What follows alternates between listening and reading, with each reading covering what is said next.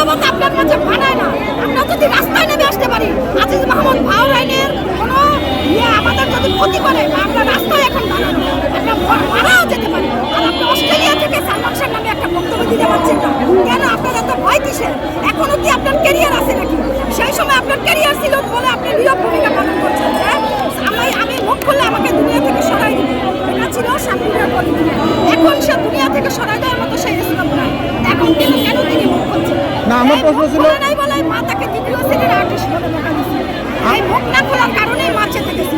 আমার প্রশ্ন হলো শাবনূর কেন সেদিন সালমান শাহ লাশ দেখতে এলো না? শাবনূর নাকি হসপিটালে ভর্তি ছিল, সে নাকি খুব অসুস্থ ছিল। আমি চিত্রালিতে পড়ছি ভাই, আমি মানে তখন ছিলাম না, এত বুদ্ধি জ্ঞান আমার ছিল না।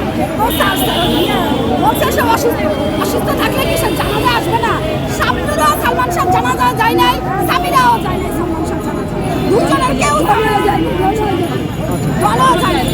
আমরাও সালমান শাহকে ইউজ করছে, আর শাবনূরও সালমান শাহকে ইউজ করছে, এমনকি দলও সালমান শাহকে ইউজ করছে, সবাই সালমান শাহকে ইউজ করছে।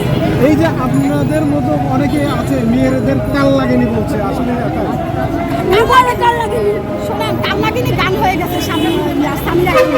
অনলাইনে দেখতেই পারবেন, গানই তো নয়, তুমি কাল লাগেনি সাপ, মানে একটা গানই হয়ে গেছে।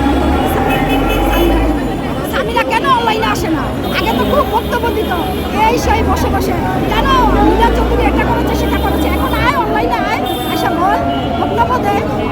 সামিরার ক্ষমতার উৎস কি এত পাওয়ার? সামিরা হচ্ছে টাকার পাওয়ার। তার মানে শুরু থেকে চাকমা বিউটি পার্লারে টাকা ছিল তার মার। তারপর আজিজ মোহাম্মদ বাহরাইনের ক্ষমতা সে মানে রপ্ত করছে সালমান শাহ। তারপরে মুস্তাক কাপুরের ব্যবসায়ীকে বিয়ে করছে টাকা। এখন ইশতিয়াক সাবেক ক্রিকেটার, সেও টাকা। সামিরা হচ্ছে টাকার পাওয়ার, টাকার। ল্যান্ডারিং মানি, মানে তার টাকা। আমরা শুনলাম যে 12 লক্ষ টাকা বলে সালমান শাহ 12 লক্ষ টাকা দিয়ে সালমান শাহ হত্যা করা হয়েছে। রুচি সামিরা দেখেন, যখন হত্যাকাণ্ড ঘটায় তখন রুচি শোনা গেছে ঢাকাতেই ছিল, ঢাকাতে কোনো এক আত্মীয়র বাসা ছিল। অথচ তারা বলছে কি রাত্রে আসছে লোকাল বাসে, এজন্য সালমান শাহ জানাজায় অংশগ্রহণ করতে পারে নাই। পুরোটাই একটা সাজানো নাটক।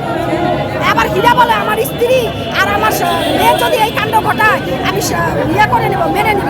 আরে বেটা তুই মেনে নিবি কি? তোর নাকের আগাই তো এগুলো ঘটনা সব ঘটাইলো। আপু আপনার নাম কি? আমার নাম ইতি। ইতি আপু। প্রশ্ন